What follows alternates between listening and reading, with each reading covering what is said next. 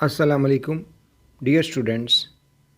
In previous part, we discussed about corruption and the different form of corruption in Pakistan. Today, we are going to discuss anti-corruption efforts and legal framework by the government of Pakistan and the international institutions. International legislation and initiatives against the corruption. In 2001, Pakistan endorsed the Asian Development Bank Organization for Economic Cooperation and Development anti-corruption initiative which helps countries establish legal and institutional framework for tackling corruption. It consists of three pillars that are to develop public service integrity system, to strengthen anti-bribery actions, and to encourage public discussions on the issue of corruption.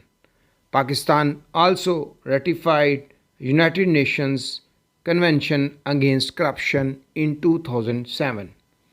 Pakistan efforts national legislation.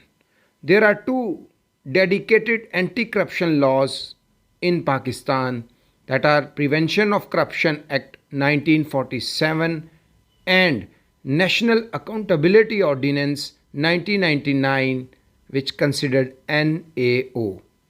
The NAO, National Accountability Ordinance, is the most important piece of anti-corruption legislation in Pakistan, as it creates primary anti-corruption body in the country, that is National Accountability Bureau, NAB. Pakistan first anti-corruption organization, the Ihtisab Cell, was established in November 1996 through Ihtisab Ordinance by the caretaker government of Prime Minister Malik Miraj Khalid, and then operated under elected government of Nawaz Sharif, who passed the Ihtisab Act 1997 in November 1999. It was replaced with NAB, which is charged with investigating and prosecuting corruption, as well as raising awareness. The NAB can investigate everyone in Pakistan except judiciary and military personnel, both of which have their own anti-corruption mechanisms. The National Accountability Bureau chairman serves a non-extendable 4-year term and can only be removed through the same procedure as adopted to remove a Supreme Court judge. This provides this office some degree of independence, although allegations of political engineering have been leveled against NAB.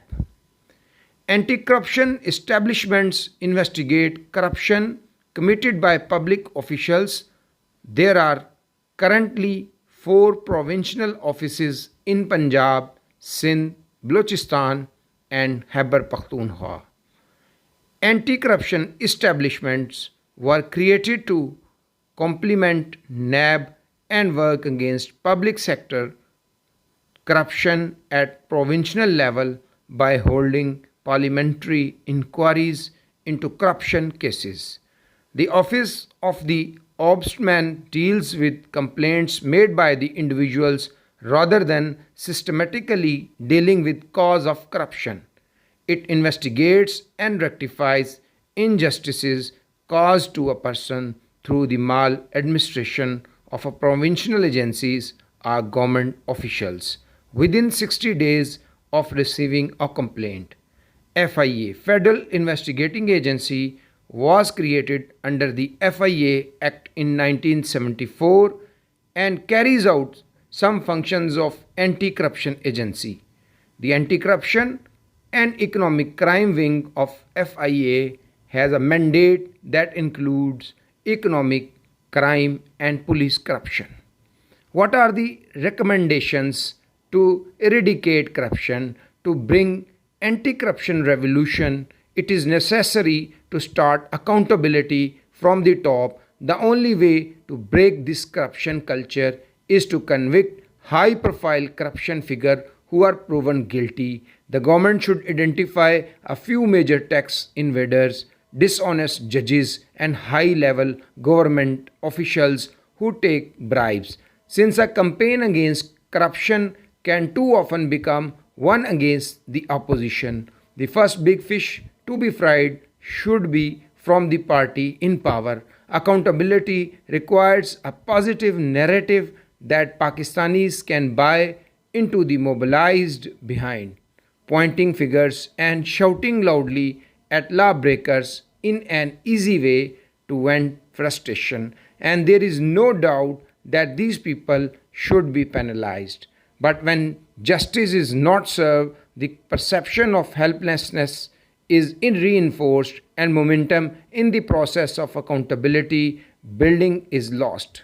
Instead, let's make sure we celebrate the heroes, build on areas where success is clear, and work to support those who are doing the right things.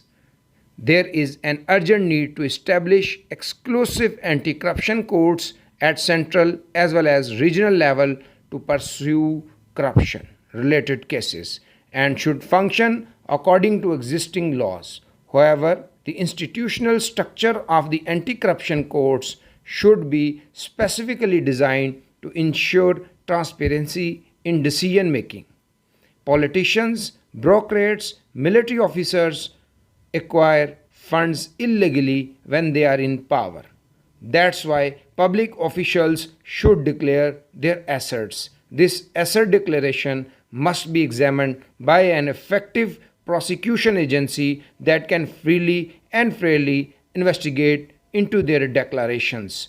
Corruption cases will come to light against corrupt government officers only if someone provides evidence against them.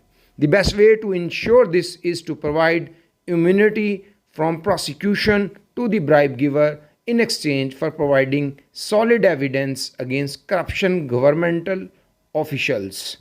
There is also a need for powerful and effective National Anti-Corruption Commission. Establishing such an agency is perhaps the most difficult task, although Pakistan has established Ihtisab Commission in the 90s. No democratic government has created a truly independent anti-corruption body in Pakistan.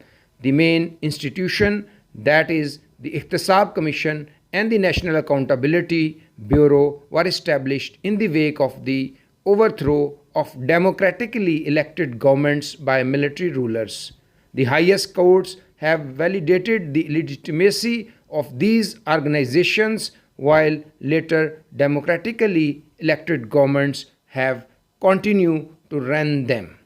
The illiberal origin of anti-corruption organizations in Pakistan exposes the latent conflict between elected and non-elected groups as they attempt to use anti-corruption agencies for their own benefits.